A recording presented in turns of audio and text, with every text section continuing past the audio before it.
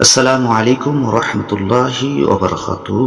প্রিয় দর্শক শ্রোতা, পবিত্র মাহে মুহররম চাঁদে আশুরার দিনের ফজিলত কি এ বিষয়ে সংক্ষিপ্ত আলোচনা করব। আশুরার দিনের ফজিলত ও গুরুত্বপূর্ণ সম্পর্কে বহু বর্ণনা রয়েছে। এদিনে হযরত আদম আলাইহিস সালাম এর তওবা আল্লাহ পাক রব্বুল আলামিন কবুল করেছিলেন। এদিনে তাকে সৃষ্টি করা হয় এবং এই দিনেই জান্নাতে প্রবেশ করানো হয়। হযরত আদম আলাইহিস সালামকে এদিনেই মাফ করা হয়। আরশ, কুরসি, আসমান, জমিন, সূর্য, চন্দ্র, নক্ষত্র এবং কি জান্নাত এদিনই সৃষ্টি করা হয়। হযরত ইব্রাহিম আলাইহিস সালামের জন্মদিনে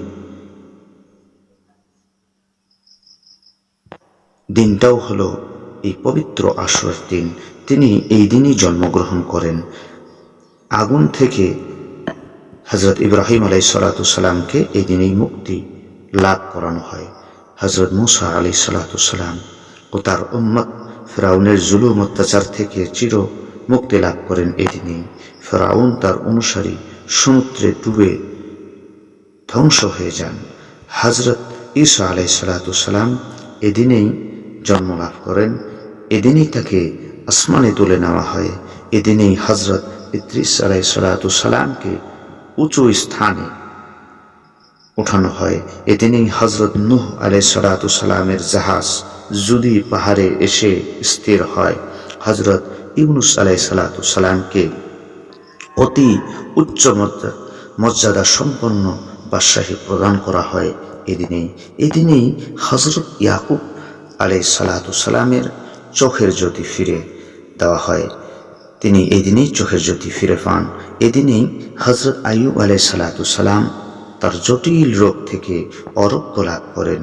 সর্বপ্রথম এদিনেই আকাশ থেকে পৃথিবীতে বৃষ্টি লাভ হয়।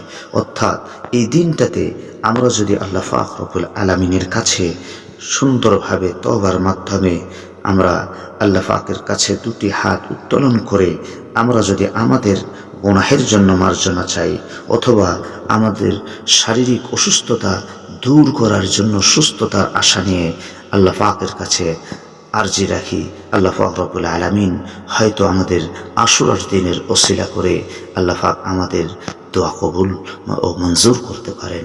আমিন।